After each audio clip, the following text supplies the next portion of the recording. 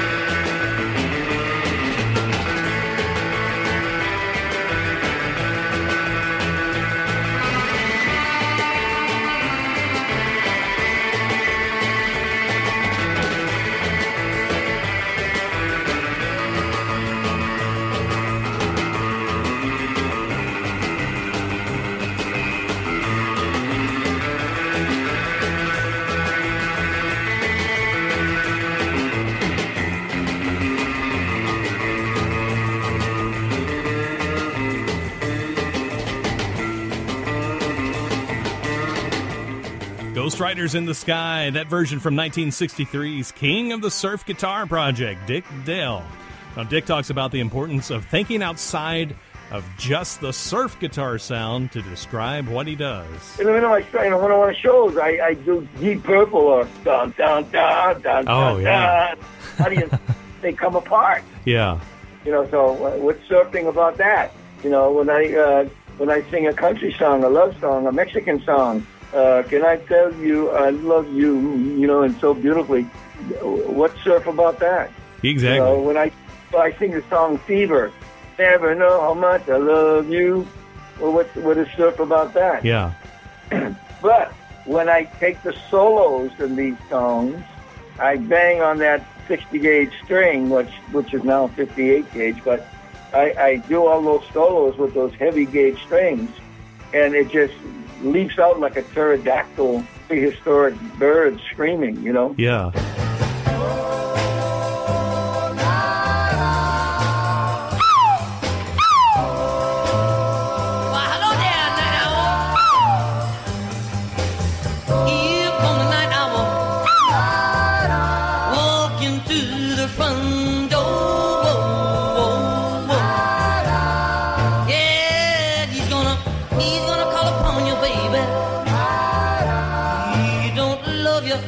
No more.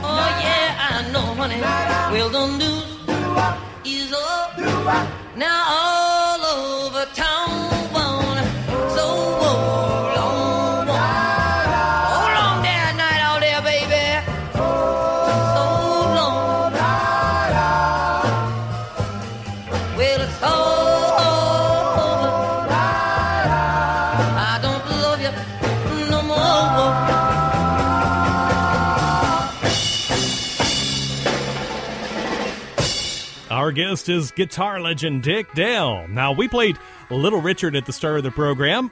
Dick talks about going to see Little Richard at a small venue and meeting someone in his band at that point.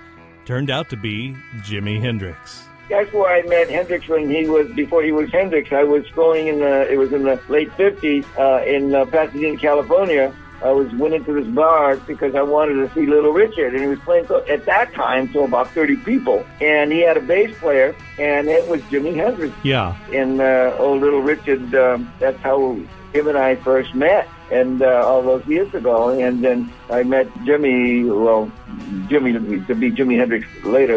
And he came and to see me, how do you do slides, how do you do this, how do you do that. When I tried to show him the things I was doing, the way I was chording, I play against. He was a true left-hander, so he had to play left-handed, and so we had to get him neck with the strings to be strung as for a left-handed person. Whereas me, I took a right-handed guitar because when I first got my first ukulele, the book didn't say "turn it the other way, stupid, you're left-handed."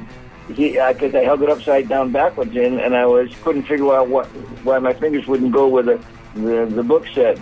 And then I just forced myself to learn that way, and I started with ukulele chords on a guitar when I first got my first guitar, and then it started from there. And then a friend of mine who was a folk singer, he just passed away, God bless him, Nick O'Malley, and he was my first rhythm guitar player. We used to say, "Dick, you can't play the guitar that way. You gotta push down on all the strings. You can't just push down on 3 strings." Yeah, I used to muffle the other strings and not play them. And so, and he said, "I don't know how to show you, but what I'll do is I'll show you. I'll draw dots and show you. You try to figure out how to put your fingers that way." So that was the difference between me and Jimi. Jimi played as a true left-handed person, and with a left-handed neck, and I played with a right-handed neck, upside down backwards. So I finally learned how to make a full chord, and I guess that was my blessed day.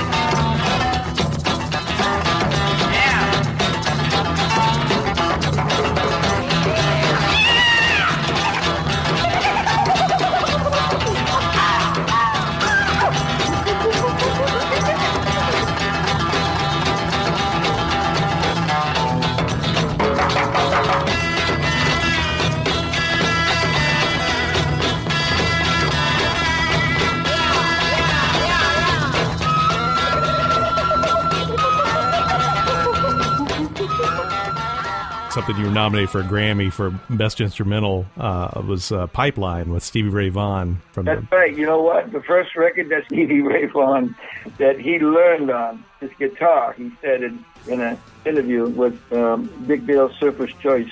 Wow. Yeah, people like Buddy Holly opened for me. Wow, that's really cool. I tutored Richie Valens, and his family used to have me come every year when they celebrate. And then to be asked, when you say country music, to be asked to honor and do a song for Joe Maphis. I mean, that guy was the father of the double neck guitar. Yeah. And I played with, and I also played with Les Paul. Les was in a biography with me, and we played together. And we can go on from there and there and there. I mean, people, and even Keith Moon of the Who. Yeah, you heard of him, right? Oh, absolutely. Yeah, I'm doing a concert downtown in Hollywood, and he comes up on the stage, and while in the middle of my song, grabs the mic and goes, "I'm Keith Moon of the Who." And I says, "Who?" He says, "The Who." He says, "Who?" Yeah. He goes, I got Ringo, and I got John and Lennon. And he says, on my album, and if I don't put you on and if you don't play on my album, I'm going to jump the bloody thing. So I got a picture of him in my, someone took a Polaroid. Yeah. In my dressing room. And I says, I'll do your album for you. And I did. And we went down on 2 nights later into the studio, and we recorded the Both Sides of Moon. Yeah. The Ramones. I used to hire the Ramones to come and play at my nightclub that I owned. Yeah. And Johnny Ramone was a big deal music lover. Paul Revere and the Raiders. Oh, sure. Yeah. Oh, they did their first performance opening for me on a TV show. And when they were starting. Yeah. And it goes on. And so I thrown so many people out of my dressing room because they were drinking and smoking. And I didn't know who they were. And they said, "Did you know who you just kicked out of your dressing room?" So, I just don't allow any of that stuff. Sure.